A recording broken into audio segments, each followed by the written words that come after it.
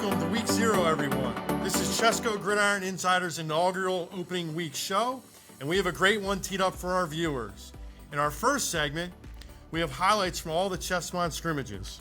Then Pete DiGiovanni will be interviewing Coatesville head football coach Matt Ortega, leading up to his Week 0 clash with District 1 rival Garnet Valley. And you're definitely going to want to tune in for Game of the Week, Coatesville versus Garnet Valley, breakdowns, X's and O's, and what to expect during the game. Finally, the staff will give their predictions on all the upcoming Week 0 games in Chester County. But before we get started, let's hear a word from Studio One. Highlights of the scrimmages are brought to you by Studio One, the home of ChesCo Gridiron Insiders for our inaugural season. Studio One also houses Sports Vault. Sports Vault is your premium provider of sports-related autographed and non-autographed merchandise. Sports Vault is the leader in licensed sports memorabilia, novelties, trading cards, and custom framing. Sports Vault is located at 520 East Lancaster Avenue in Downingtown, Pennsylvania. Hey, Chester County football fans, we're here looking at some highlights of the Coatesville Wilson Westlaw lawn scrimmage. We have Coatesville with football right now. Matt Ortega Jr. in the gun. Drops back to throw. It's over the middle. Beautiful 20-yard TD pass to Elias Hansen. Coatesville on the board. Next play, same thing. In the pistol. Hand off to Nasir Jordan. Running really hard, breaks the tackle there. 18-yard gain. Strong run there. Now we got Wilson Westlawn with the football. They shut that play down. They do a nice job shutting down the edge and running into the football.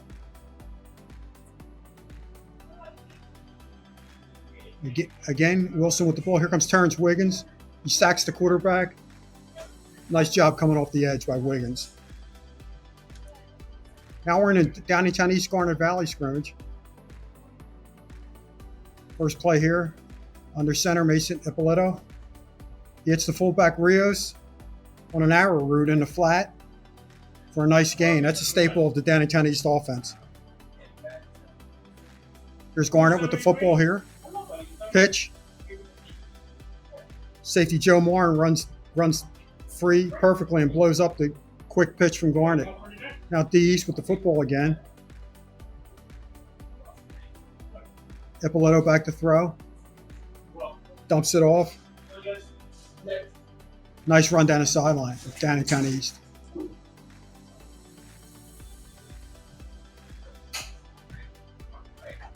Great Valley. And Springfield here. Springfield with the football. Nice tackle there. 2-yard gain for Springfield.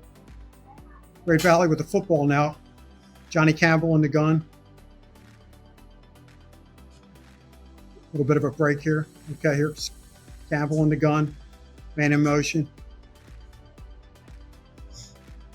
Looks, hits big Cole Callahan, their top receiver, for a nice 12-yard gain on the left side. Springfield with the football again. Counter. Nice open field tackle there. Save the big gain. Okay, here's Westchester Henderson and Haverford High School scrimmage. Henderson with the ball in this particular clip. Jackson Lewis in the gun. Back to throw. Little check down to Brady Collins, and look at Collins' run here. Nice gain. Tough runner, Brady Collins. He's back from injury this year. Again, Henderson with the ball deep in Haverford territory. They're on the 25-yard line. Collins takes a wide trap, 24 yards to pay dirt for Henderson. There he goes. He's going to be a big man for Henderson this year.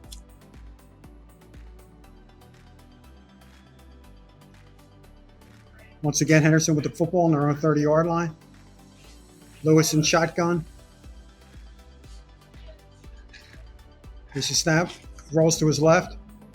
Throws a smoke route for a huge gain for Henderson. Henderson with some big offensive plays in this scrimmage.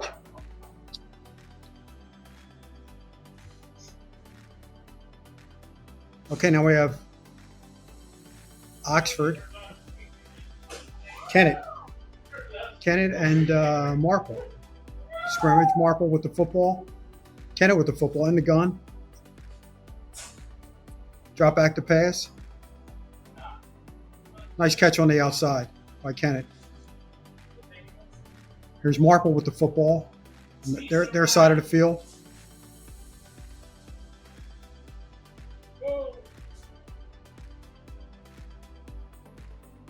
Inside handoff.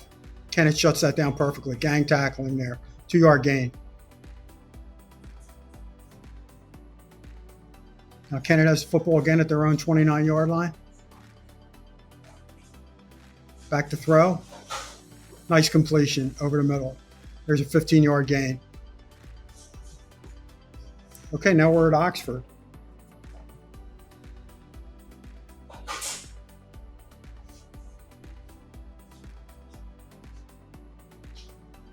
Nice play by junior nose tackle Jake McKinney. Scrapes down the line and stuffs it in the A zone. Great play. Great read. There's Oxford on defense again.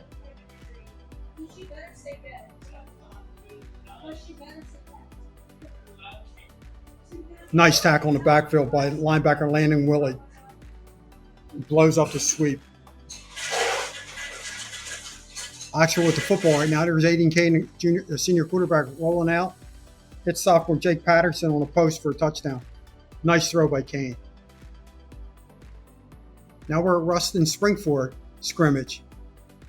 Here's Ruston. Springford with the football. Look at David Jacobs. Identified his bubble screen and blow to play up. Beautiful play by Jacobs. Matt Zoller's in the gun. The University of Missouri recruit, 5-star recruit for Springford. Drops back to throw. JoJo Magellan just picks him off and runs nice down the sideline. Nice return. JoJo Magellan, good player. Ruston with the football now. David McClain, little flip. Ryan Loper. Nice cut back there. 26-yard gain. Nice backfield for Ruston this season. Conestoga and Unionville. Here's Stoga with the football. Right around midfield.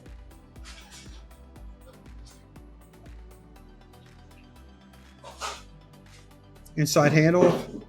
Great play there. Unionville blows that play up. 5-yard line. Looked like it took Conestoga a little while to get going there on that play. Very slow development. Unionville with the football right now.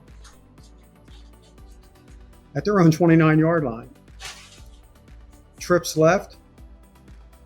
Man in motion. Back to throw. Perfect pass. Wide open. Beats Jane Queasy, the defensive back for Conestoga, deep into Stoga territory.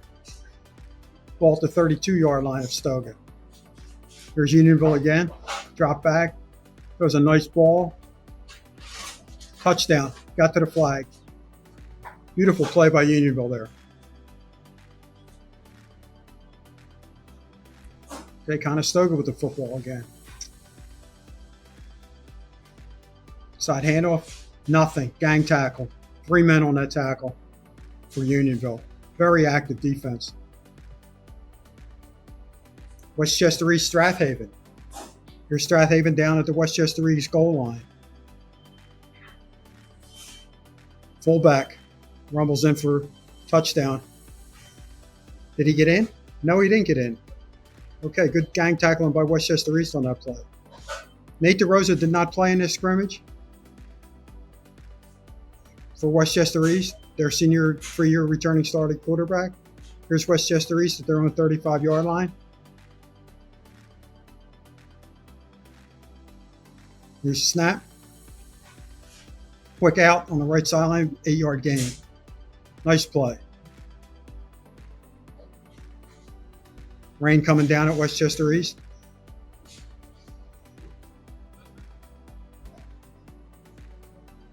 Strathaven.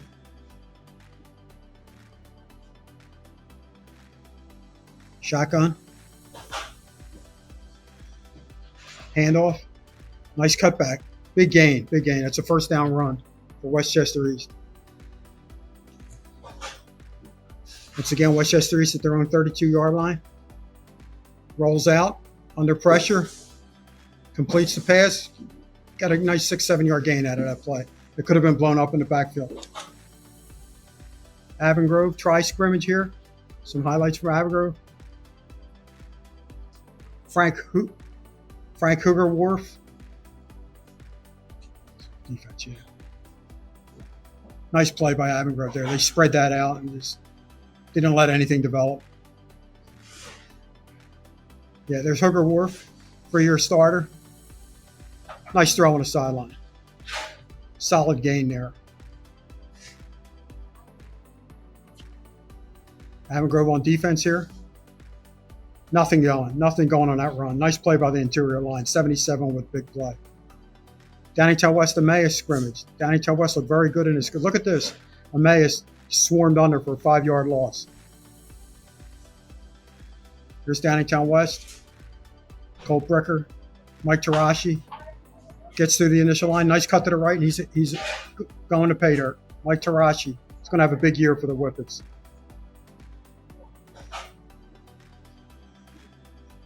Downingtown West with the football again. Jet sweep. Nice block there. And he's gone. The Whippet runner is untouched to the end zone. Welcome back, Chester County football fans, ChesCo Gridiron Insiders. We're here with Matt Ortega, Coatesville's head football coach. First, I want to thank the good people at Custom Creations in the King of Prussia Mall for these beautiful shirts that they helped us with. And now we're going to talk to a 3-time District 1 champion coach, one of the most celebrated coaches in Pennsylvania, Matt Ortega. Matt, how are you? Good. How you doing? Good. You open up with Garnet Valley, one of the marquee games in the district, probably the best game in the district, Friday night. You've had a history with them in the past 8 years. You played them a lot of times in the playoffs. First time in the regular season. Did the kids, even though they weren't on those teams, did they feel the rivalry in that? Absolutely. I mean, a lot of those kids were at those games, those years. And then, obviously we already talked about the last time we played them at their place in that district final, so we talked about that and addressed that. That's been something that we've talked about. Okay. I wanted to ask you, what is the strength of your team coming into this season? Something you feel you can count on? I love the physicalness of our team right now. We have some skill guys stepping it up, and one of the things that we saw in the scrimmage, we got a couple guys that we feel like that can give us some depth. We're constantly, our biggest thing is just finding more depth as the season goes, because it's a long season, and you're going to need those types of players later in the year. Do you have a lot of guys to go both ways? Yeah, we probably have more guys going both ways now than we had. That's kind of the big thing that we met as a staff yesterday, and we're just trying and spend a lot of time on substitutions and how we're going to do that throughout the game. We're going to do some things logistically as the staff in terms of the week preparation and game day. We're going to do some things to help in that too. So we're organized, and I think we got a good plan. Well, speaking of preparation, Garnet Valley runs that triple option that probably not many teams do. How do you prepare for something that you never see? It helps when it's week 1. So, we went to team camp, and we were able to work on some of the concepts there. We were able to work on some of the concepts last week during Heat Week, and we were able to work on the concepts. Obviously today, it's not going to be a first day install. We've already installed most of the stuff last week. Okay. So that really helped when it's week 1. Okay. Your quarterback last year was your son, Matt Jr. He was a sophomore. He stepped in his starting role. How has he progressed over the summer and his maturity into his junior year? We've done some things, from a fundamental standpoint with his drops that I think really helped. We're doing some things, schematically to help him also. Okay. But I think the biggest thing with Coach Vinny Williams being this, his quarterback coach and offensive coordinator, he's really grown in the classroom and, on the board and with film and video. So it's only going to make him better and give him more confidence when he goes out there. Okay. What do you see for Coachville this season, Matt? If things go right, how can this team win the ChesCo? Yeah, it's a day-to-day, one game at a time mentality. I feel like we got a really tough non-league schedule, and then we got the league and got the rivalries there. It's just one game at a time, and like any level, it's all about health, and we just want to take it one week at a time and see what happens. Well, thank you very much. Yeah. Matt Ortega from Coatesville. In the next segment of our show, Tom and I will preview the game of the week between Coatesville and Garnet Valley. Tom will examine both teams' defenses while I take a look at the offenses. First, let's hear a word from our sponsors, the PA Rebels. If you're looking for a travel baseball program that is competitive but focuses on player development, please check out the PA Rebels program out of Westchester, Pennsylvania. Their development program has led to over 45 players gain college baseball opportunities over the past 4 years. Welcome back. Let's take a look at the Coatesville offense. I have 2 running plays to look at. Coatesville will run them a lot in Friday night's game, I believe. The first is a slot counter out of a 3-by-1 look, meaning the 3 receivers.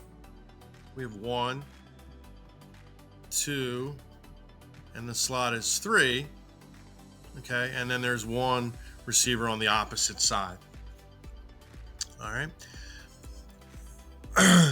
Keep an eye on the right side of the line in red jerseys. We have Max Hiller playing tackle, and CJ Miller is in the white. I have that circled. All right. They're going to block down and double team the end. Max climbs to the linebacker, and they both get pancakes, while the guard and the slot from the other side of the line of scrimmage, these 2 gentlemen here, okay, are going to pull across, okay, and they're going to kick out the outside linebacker. All right. When that occurs, okay, Nasir Jordan's going to get the ball. There's going to be a huge hole there, and he gets about what is a 6-yard gain. All right. That play was run several times for big gains during the scrimmage. The second play I want to look at, all right, is a play that's called duo. All right. It's a zone run while the left side, like the center and the guard, they're going to get a double team on the tackle, and the tight end and the tackle are going to get a double team on the end here, while this wing is just going to simply kick out the outside linebacker. Okay, so keep an eye on that circle there. There's your double team. Number 88, he's trying to climb to the second level, although it looks like CJ already got there, so number 88 can keep working his way to the third level. And then Nasir is going to be able to bounce this to the outside for what appears to be about a 20-yard gain. Okay, so those 2 plays should be run a decent amount on Friday night's game against Garnet Valley. The third play I'd like to look at, I want to take a look at Garnet Valley and Coatesville when they squared off in the district final in 2021. I believe this is going to be the closest thing to what you might actually see, opposed to, the vanilla that Coatesville defense ran in the scrimmage. They will not run their scrimmage defense against Garnet Valley. All right, let's take a look at 6 plays. The first play is Garnet Valley's first offensive drive. Okay, they show a trip set with a tight end and a wing. Okay, but if you look at it real close, all right, we have the wide receiver, which is 1 here. The wing is number 2. That's not a tight end. That's a tackle. The tight end is lined up on the opposite side. He should be here, and that should be a 3-by-1 set. We have the wide receiver up here, and you have the running back here. All right. Garnet Valley tends to do this a lot because they want to see how you adjust and how you identify it. And Coatesville did a pretty good job in their first initial alignment. All right. As the play runs, we get motion, and this is called a jet sweep. Okay. Garnet Valley's running it to the opposite side. They hand off to the wing back, and they're going weak side. I think they do this because they want to see how Coatesville aligns to the formation, and if they're going to have a man run in motion, okay, and that will determine other formations and other plays that they're going to run during the course of the game. All right, I think Tom used to do this a lot at Downingtown East to just see how teams would line up and then what adjustments they would make. Okay, so let's keep that in mind as we take a look at play 2 here. All right, play 2. All right, we have what is a double tight formation. Okay, another 3-by-1 set. You have a wide receiver, you have a tight end, and you have a wing. Okay, and then you have a tight end on the other side who's on the line of scrimmage as opposed to a wide receiver, which is what we saw in the previous play. All right, this is called tray wing close with 1 back. All right, the wing's going to go in motion. All right, let's see what Coatesville does. All right, the safety, okay, could or should row down to it maybe, or the linebackers would bump, or the line would slant. Those are the 3 things you could do to that motion. Coatesville doesn't really appear to do that. Their best bet here would be to drop the safety down, and they don't do that. And what happens is we're going to get the tight end blocking down. He's going to let the end on the line of scrimmage go attack the quarterback. The quarterback knew this, so he pitches it right away. It's like a speed option. All right. Because the safety does not rotate down, the wing that came in motion can now climb to him, and he's going to seal off the edge. And if you look, there's nothing but running room on the sideline, and it's going to be a huge gainer, almost a touchdown for Garnet Valley. Okay. All right, let's take a look at play 3. All right, we have basically what is the same formation. All right, it's in the 4th offensive series. It's a 1st and 10 play. The second quarter, Coatesville just tied the game. All right, it's another 3-by-1 set, like I told you. All right, and the slot's going to go in motion again. All right, unfortunately, again, no one rotates with him or moves down to him. You can see we have the 1, 2, and 3 again. All right, he's going to go in motion, but now he goes to the tight end side of the field. All right, the tight end is going to run a post. And this linebacker on the line of scrimmage has to account for the motion man coming across. He does a good job and he chips him, but he does get by him. Now, because he was able to get a hand on him, I think it disrupted the timing of the pattern because that would have been a touchdown if he caught the ball, most likely. All right, so remember that play as I show you 2 more clips. Garnet Valley will get back to that play out of a different look. All right, play 4, okay, is the same formation, but they're putting the trips into the boundary. Okay, so that's the boundary, the tight side of the field. Okay, they're going to run, the slot is going to go in motion. All right, remember the second play that I showed you earlier. Okay, the running back, okay, is going to, it's a speed option again. Okay, Coatesville does a better job. This safety is going to do a better job of coming down. Unfortunately, this linebacker overruns the play, and the inside linebacker kind of gets caught in the wash here, we call it, and he can't get over the top, which leaves a huge running lane, and this running back is off to the races, and he's going to score a touchdown. Okay, so that speed option was a very good play for Garnet Valley back in 2021 in the district final.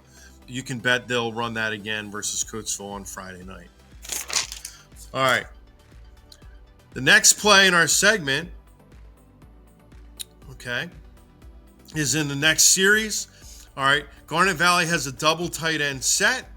Okay. And then they have, what is close to wing. It's a 2-back set. All right. They're going to run the wheel again. So take a look. Okay, that the wing's going to go in motion. Okay, now Coatesville will wind up rotating it to it, right? Okay, because of what I showed you earlier. Okay, Coatesville was well aware of what was happening in the seal, and the safety sees that, so he's going to run with the wing back. Unfortunately, I think he was supposed to stop right here, and he covered the tight end, and he overruns the play, and now you have 2 men covering the wing that ran in motion, and you have 2 men covering this tight end. So this tight end runs right down the field, and it's an easy pitch and catch for a touchdown for Garnet Valley.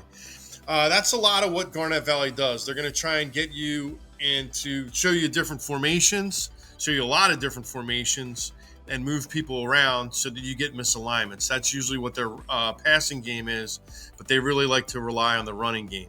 So you'll see a lot of this on Friday night against Coatesville. And Coatesville is well aware of it. I mean, in playing, it's a staff that's very familiar with Garnet Valley over the years. All right, let's take a look at a last play. All right, this is the scrimmage from Saturday against Emmaus. All right, Emmaus is lined up in a 3-by-1 set, as I've talked to you before, right? So we have a tight end. Oh, my fault. This is a 2-by-2. I apologize. This is what I call a divide set. Tight end and a wing and a running back to that side. So this would be divide plus. All right, the tight end's going to run a drag, as you can see right here. That's going to occupy the linebackers.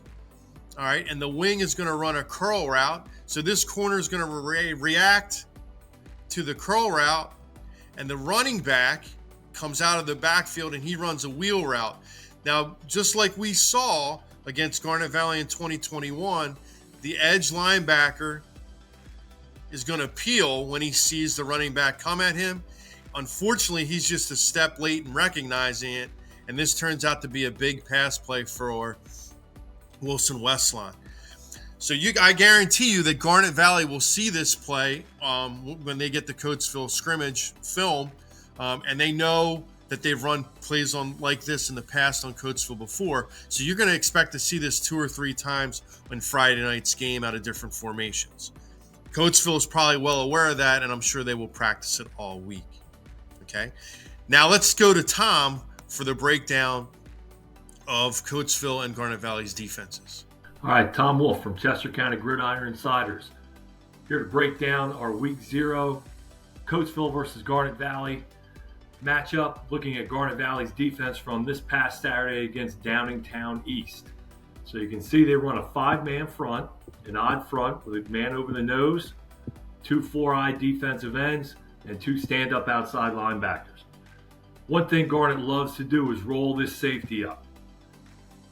This first clip shows real good penetration by Garnet Valley against the Downingtown East offense. So let's take a look.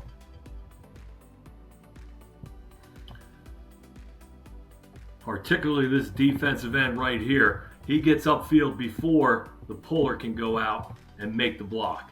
He gets good penetration. They have good fill.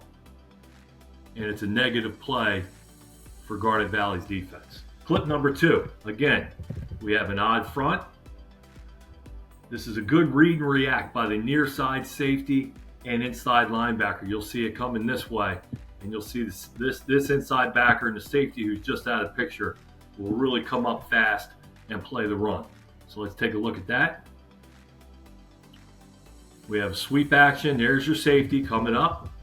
He forces it back inside, and then this linebacker cleans it up. Garnet Valley does a real nice job running to the ball, reading their keys, and playing good team defense. Next clip. Again, we have an odd front. This is a good read by the backside defensive end who's reading the pulling guard. So you'll see this guy right here reads this pulling guard, and he knifes right underneath of it before the center can block back, and he makes the play in the backfield. So again, let's take a look at this again. Garnet Valley, very well coached, very veteran coaching staff. You see he gets there before that center can get to him, and he basically blows up this play. Good old off-tackle power by Downingtown East, and he gets in the backfield and makes the play. Our last clip, clip number 4. We have an odd front, but what Garnet will like to do, they'll walk this outside linebacker back a little bit and put him in the hip, away from the tight end. All right, so he can better cover the flat, and you'll see on this play the quarterback will bootleg, and he gets pressure on the quarterback. So let's take a look at that. He reads the boot, gets upfield, and forces a bad throw by the quarterback. So that's a couple things to look for with Garnet Valley. I'll be breaking down Coatesville next.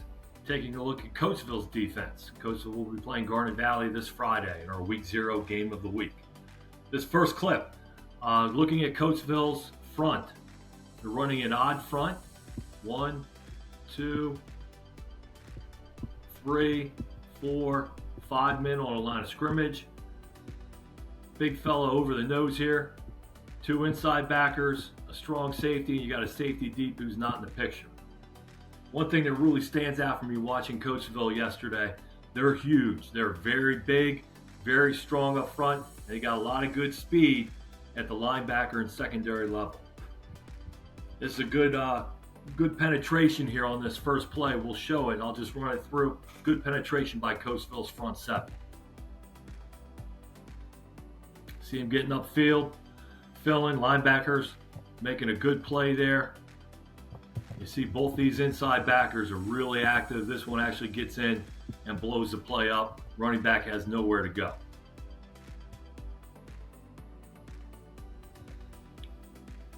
And a good tackle for no gain. Clip number 2. Again, we're at an odd front. This time, the outside backer's a little bit off. He's in the hip. Center is uncovered here. Safeties will roll with the motion. So this number 6 starts as a strong safety, and then he rolls back, and you'll see the free safety roll up to the strong safety. And he does a real nice job reacting to the play, which is a sweep, and making a good tackle for loss. Good tackle by this number 4 as well. You'll see him starting to roll up here. And here he comes in the picture. He reads the sweep action, comes right up. Strong tackle. Really good job rolling his shoulders, bringing the man down for a loss on the play. So real good read and react by the Coatesville secondary that time, particularly the 2 safeties, knowing their assignments and playing good assignment football. Clip number 3. Going back to Coatesville, this is from 2021 in the district playoff final, I believe, against Garnet Valley. Now, I wanted to show this clip just to show you what Coatesville can do with multiple fronts. Garnet Valley is going to run a ton of option. Triple option, veer option, midline option, speed option. They're a big running team. So what Coatesville did 3 years ago, they went to a 6-man front, basically a goal line defense. And it wouldn't surprise me at all if Coatesville gives this look on Friday night to try to confuse Garnet Valley's blocking assignments out front and make sure this quarterback is confused so he can't read and react and run his option game. So just watch this clip run through. This is actually a pass. Coatesville gets real good pressure here. Forces the quarterback to turn up. Quarterback doesn't secure the ball. They knock it out. Coatesville gets a fumble early and a big turnover there. So that's just something to look for, maybe something to look for on Friday night with Coatesville running multiple fronts and giving a lot of different looks against this Garnet Valley option team. Hey everyone. Now for the final segment of our show, we're going to do the predictions portion. Okay, so we have 10 week 0 games we're going to take a look at. So myself, Tom Wolf, and Pete DiGiovanni, we're going to just basically try and pick the games. So the first game we're going to take a look at is Avongrove and Warwick. And as you can see on the screen, all 3 of us went with Avongrove. We think that Avongrove is just going to be a little bit too strong. We got some insight on Warwick, and Avongrove should do a really nice job defensively against Warwick. So we have Avongrove there. Bishop Shanahan next will play a mass bomb from the Philadelphia Public League. All 3 of us, as you can see, decided to take Bishop Shanahan as well. Bishop Shanahan, making the District 4A game last year, we expect them to be strong and possibly make it again. Oxford Great Valley. Oxford, after we were able to watch most of the scrimmages, I think 8 teams got us their scrimmages, so we were only missing 4, and Oxford and Great Valley were 2 that did, and I think all 3 of us concluded that we really felt like Oxford is probably a little bit more advanced, right now with the 2 weeks. Would you say, Tom? Yeah, Great Valley scrimmages are a very talented Springfield team, and they did some good things against them, but I think Oxford overall looked a little bit better in their tri-scrimmage. So yeah, I'm going to go with Oxford. Okay. Now we have an interesting one. Kennett is going to take on St. Mark's from Delaware. Now St. Mark's, Tom said about 10 years ago, and I remember they were kind of a perennial power in Delaware, but I guess they fell on hard times. And but now apparently they're back. They put powerhouse Salesianum back on the schedule. So St. Mark's is, supposed to be pretty good again.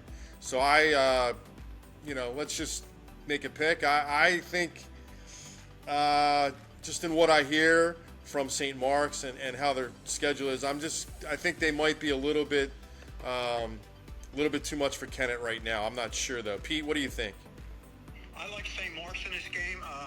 They're bigger up front, EJ, from what I'm being told by a couple guys in Delaware. Like you said, they got Salesianum back on the schedule. And even though I think Kennett's going to do some good things this season, I like St. Mark's in this one. Yeah, just because I'm picking St. Mark's doesn't mean I don't think Kennett's a very good team. I think Kennett will contend in their division, but St. Mark's is just going to be a little bit too much, I think. Tom? I'm going to go for the Chester County team. I really like what Kennett did against Marple in their scrimmage. Marple got the better of them during the down and distance, but Kennett showed some fight, and I think they're going to improve enough to take down the big boys from Delaware. So I'm going with Kennett. Nice selection. Lone Wolf there, huh? Yeah, the lone wolf. No pun intended. All right. Next we have Westchester East and Academy Park. Just seeing Academy Park, I mean, I know over the course of the 10-year decade, they've had some pretty strong teams, but I know the last 2 years they just weren't what they were. And Westchester East, with the quarterback returning and the size of the line that they had, I think they will be able to beat Academy Park. So I'm going to grab Westchester East, and I believe Pete and Tom will as well. Yep. Yeah, Okay. I like Westchester East here. Good. All right, finally, we have Ruston and Unionville, and I think all three of us agree that, Ruston, we really like. Not only do we like them to win their division, but we also like them, to get probably to the semifinal or the finals in the 5A district again. Saint has another strong team, maybe one of his finest. So I'm going to take Ruston, and Pete and Tom are going to do that as well. So let's take a look at, we were going to discuss 5 games today. I jumped the gun and already took St. Mark's and Kennett. So let's take a look at D West and Lincoln. I know last year when D West traveled to Lincoln and played, I think it was, down at one of the super sites. It was like a 3:45 game. I know I was getting ready, to play on Coatesville, and we were following Lincoln gave them a battle. Lincoln had a lot of speed. I think Downingtown West, because it was week 0, was a little bit rusty.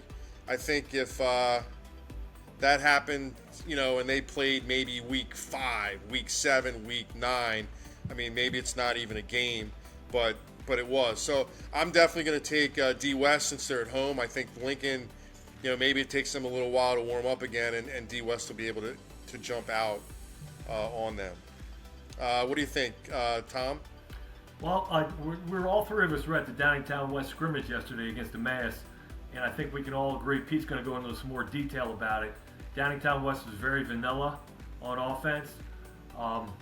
Lincoln's got to come all the way from Philadelphia and fight rush hour traffic on a Friday, which doesn't sound like a big deal, but when you're talking about 16 and 17-year-old kids on a bus stuck in traffic for 2 hours, and then you got to go out and get warmed up and play a game, I think that can affect them, at least for the first quarter, first half. So I think Downingtown West is going to get out to a fast start at home under new head coach Tom Klein, and I look for Downingtown West to get the victory. Tom, that's a great point, right? I would always say to our kids, Jesus, make sure you get off the bus, right? And it's tough. So, Pete, what are your thoughts? You probably got the best look at D West when you went to the scrimmage. D West Lincoln, what do you think? I like D West in this game for a lot of reasons that Coach Wolf talked about. They're going to come up, sit on that blue route, and come up to Chester County on a Friday. That's not going to be a lot of fun. They do have a lot of speed from what I'm being told. But Downingtown West looked really good yesterday. Mike Tarashi broke off a long run for a touchdown around the right side. And they hung in there with a pretty good-looking bunch of kids from Emmaus up front. Defensively, I thought West was really active. They didn't give up any big plays. Emmaus moved the ball in the second session a little bit. But I like Downingtown West in this game. I like their new quarterback, too, Chase Boyer. I really like him a lot. He threw a couple of really nice balls that were dropped. And if they would have been caught yesterday, it would have been a pretty lopsided scrimmage. I like the Whippets here. Sounds good. All right, next we're going to look at Downingtown East, and they travel to Lansdale and play North Penn on Friday night. I know their bus ride will be nice and early. They'll probably get there about 1 o'clock, as Wolfie knows. Coach Mattis never wants to be late. If you're on time, you're late. That's what Coach Mattis says. There you go. All right, Tom, why don't you pick first since it's your old squad? What do you think? I watched the Downingtown East Garnet Valley scrimmage from Saturday. Downingtown East had to replace a lot on offensively and defensively. I thought Mason Eppolito did a nice job at quarterback, threw a touchdown, directed the offense really well. Luther Sawa was a bright spot at running back. They're rotating 2 or 3 different guys in there at running back, and Luther was pretty explosive offensively. So look for big things for him. Defensively, they did a great job with the Garnet Valley triple option. We'll talk about in a lot more detail later on. I love Downingtown East early, and you guys know this. You've been around a while. Downingtown East are going to run no huddle. They're going to try to pace you, especially in a hot, humid day, opening week. North Penn's perennial power up there in Bucks County, but I think Downingtown East is going to surprise some people, go up to Lansdale and get the win. Downingtown East is not surprising me. I also saw the scrimmage, and they look pretty good. And I don't know what Dick Beck's been doing or letting his defense do over the past 4 or 5 years, but clearly I don't know. But I don't think they're going to stop Downingtown East. I think Downingtown East will control the ball, and I looked for Downingtown East to definitely win the game up in Lansdale and come home with a 1-0 record. They are hot. They do very, very well early. I can't even remember the last time they lost an opener. Tom, I'm sure maybe you will, maybe you won't. I don't know. It's been a while. They put a lot of time and preparation in to get ready for the first 3 weeks of the season. Pete. I like North Penn in this game, guys. I know you're saying about Downingtown East early, and I too watched the scrimmage with Garner Valley, and they look really good. See Mike Brown coming out of the backfield, catching a few balls for some big gains. But North Penn is getting their quarterback back, and he got injured in week 6 last year. He's back, and he's got 5 starters back on offense from a team that averaged over 37 points a game last year. Now, the question with North Penn is, can they tackle anybody? They haven't played defense in 3 years, and I don't know what's going on defensively with them. But I just think North Penn's going to win a high-scoring shootout type game up there in Lansdale. All right, can you howl, Pete? Because you are the lone wolf on this one, buddy. I know, it's tough. Downingtown East always starts out, it seems like they're always 3-0 and 4-0, and it's treacherous to pick again. I think Beck, he's got his numbers back up a little bit from what they were a couple years ago. And if they're going to be any kind of team, they hold their home turf. And like I said, this quarterback, Garner, he's very good for North Penn. He went down in week 6 last year. And I like North Penn in a close game. It would shock me if the Cougars went up there and won. But I'm going to pick North Penn just to get a little spice into things. All right, everybody in the Downingtown community, I will put Pete's email on display for you after. And Coach Matta, if you want to send it to him as well, you're more than welcome. Okay. All right. Let's take a look at Henderson Upper Darby. Henderson will travel to Upper Darby.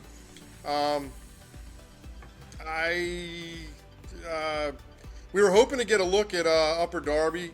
They were scrimmaging one of our teams this week, but yeah, I know, Shanahan. Thanks, Coach. We didn't get the video yet. We were unable to see it, so we can only go by reports that we've heard. Pete, what do you think? I like Henderson in this game. I mean, from what I was told, Upper Darby has a pretty good quarterback, a returning running back, but I just think Upper Darby has been sort of undisciplined. A lot of pre-snap penalties last year cost them. I just think Henderson's the more disciplined team. I know Henderson did not look good defensively in their scrimmage against Haverford yesterday. Gave up a couple long passes for touchdowns, but I like Henderson here. I like this Jackson Lewis kid, quarterback, and Brady Collins had over 1,000 yards in 5 games last year before he went down with injury. I like Henderson on the road here. Tom? I like the progress that Henderson has made. Again, watching that scrimmage against Haverford, quarterback and the running back ran the ball pretty well. But I think it's a tough task driving all the way down Route 3 to Upper Darby on a Friday night. And I think Upper Darby, from the reports that we've gotten, they're big, they're fast, and I think that's a tall task for Westchester Henderson. I'm going to go with Upper Darby. Yeah, I'm torn. I really want to go with Henderson. I really liked what I saw of Lewis and Collins. It's like the dynamic duo in that scrimmage. They really did a lot of nice things. Can Henderson protect them? And can Henderson stop Upper Darby at the line of scrimmage? So I'm going to lean towards Upper Darby. Like I said, that doesn't mean I don't like Henderson. I did pick them to make the playoffs. But I just think right now, for whatever reason, in all the scrimmage we saw, most, if not all, the Central League teams we saw almost looked like they were 3 or 4 days ahead of the Chestmont teams we saw. So because of that reason, I am going to lean towards, and Upper Darby is home. I think if it's Henderson, it's a little bit different. So I will lean towards Upper Darby. They're used to playing Bonner, I think, this early, so I think they'll be able to get ready for the game. All right, finally, for our game of the week, okay, we have Coatesville traveling to Garnet Valley. Okay, and this is a Week 0 Gridiron special matchup. Tom, what do you think? Well, I think this is the game of the week in District 1. We both watched, all three of us have seen the scrimmages. Coatesville went against a very talented Wilson Westlawn team Saturday, and I think they did pretty well. They're huge up front. I seen your reports and talked to you about them, but seeing them on film, they're huge up front. I liked what young Ortega did at quarterback. He'll be a second-year starter. A little unsolicited advice for Matt Ortega Jr. I've coached brothers. I coached the Como brothers at Coatesville. I've coached the Helm brothers at Downingtown. I coached all three Lawletta brothers at Downingtown East. And I'll give one piece of advice to Matt Ortega Jr. Don't try to be your older brother. You be the best Matt Ortega Jr. you can be. Don't try to be Ricky. Just be yourself. I thought he looked sharp, and I'm going with Coatesville in this game. I think Coatesville's going to go down there and handle business against Garnet Valley. So that'd be the second time in 2 years that Garnet Valley has lost an opener at home. Pete, your thoughts? I like Coatesville big in this game. I mean, maybe I'm getting swayed a little too much. I thought they looked really good against Wilson Westlawn yesterday. Big up front. I mean, big sophomore Max Hiller. He's going to make a difference. Did not like the way Garnet Valley looked against Downingtown East. I mean, they were a little vanilla. They didn't show a lot. But I think Ortega's defensive staff and himself is going to be able to handle the triple option of the Jaguars. Like Coatesville in this game. All right, well, it leaves me. I never like to prepare for Garnet Valley. I'm sure that Coach Ortega and his defensive staff are sitting in a room right now looking at boards with plays and going back and forth as to what front they're going to run, how they're going to stop certain things, as you saw in the breakdown that we did earlier. But I also, too, Downingtown East was good. I don't want to take anything away, but Garnet Valley did not look like Garnet Valley. And if that's the case, there's going to be mistakes, right? Coatesville, they got to figure out how to not jump off sides. They did that 4 or 5 times in the scrimmage. But I do think Coatesville will go down there and win. If they're going to run the ball and they can stay on the field, not cramp up, they're going to shove it down Garnet Valley's throat, I think. And Garnet just was not crisp. I don't know, for whatever reason. I know I just contradicted myself because I said that that Central looked ahead, but Garnet Valley did not. I mean, Downingtown East swarmed to the ball. They were all over them, and it just looked like Garnet was a step slow, and that's not what we're used to seeing when we see Garnet Valley's offense. So that's where we are. That would be our week's. Oh. Coach Wolf, something about Garnet Valley. Sure. Sure. I thought on film yesterday they looked small to me, smaller than they've been. Did you guys notice that, or was it just me? They've been bigger in the past, Pete. And EJ and I were talking about this earlier today. Garnet had a great 2-3 year run from 20, 21, 22. And they were absolutely loaded. I think they lost maybe one game in 3 years before they got, really deep into the playoffs. I think Garnet's kind of come back to earth, come back to the pack a little bit, Right. So, not taking anything away from Garnet Valley, they've got a great run, but again, I think Coatesville's going to handle them in this game. Handle might be a strong word. I think it'll come down to mistakes. Both teams are going to make their mistakes, as you could see in the scrimmage, but yeah, I do think somehow Coatesville will manage to win. If Coatesville can run the ball, they're going to win the game. So, and as far, they were probably, really good from 17 on. It's just we were fortunate to be able to beat them 3 times, and they, 2 of those games were nail biters, at least until the end. I mean, and the 17 game was one I'll never forget, the return for a touchdown. So, With that being said, we got to check out, and I hope you enjoyed Week 0's segment. We'll see you next week. ChesCo Gridiron Insiders. Take care, everybody.